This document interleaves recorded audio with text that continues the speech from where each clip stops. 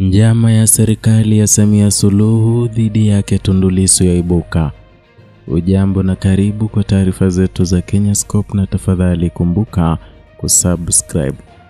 Taarifa mpya kuhusu kesi zinazomkabili Tundu Lissu zimeibua hofu miongoni mwa Watanzania, hasa wafuasi wa Chadema. Wengi wanaona hali hii kama mbinu ya serikali kumzuia kisiasa kuelekea uchaguzi mkuu ujao. Lissu ambaye ni mwenyekiti wa Chadema anakabiliwa na mashtaka mawili, moja la uchochezi na uhaini.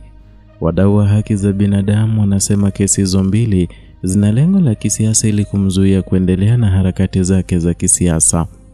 Mashtaka haya yanahusiana na matamshi ya kisiasa aliyoyatoa hadharani, lakini yamegawanywa kwenye kesi mbili tofauti, hali inayoashiria mkakati wa kumweka gerezani kwa muda mrefu bila dhamana. Wachambuzi wa siasa wanaona hatua hii kama matumizi ya vyombo vya dola kwa ajili ya kunyamazisha upinzani wa serikali na si juhudi halisi za kutafuta haki. Tundu Lissu ni mkosoaji mkubwa wa serikali na amekuwa mstari wa mbele katika kupinga ukandamizaji wa demokrasia, ukiukaji wa haki za binadamu na matumizi mabaya ya madaraka.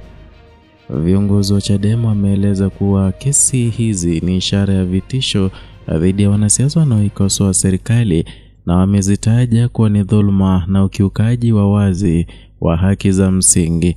Wameitaka jumuiya ya kimataifa kuchukua hatua za kushinikiza serikali kuhakikisha kuwa Lissu atapata haki ya usalama wake, analindwa dhidi ya mateso ya kisiasa.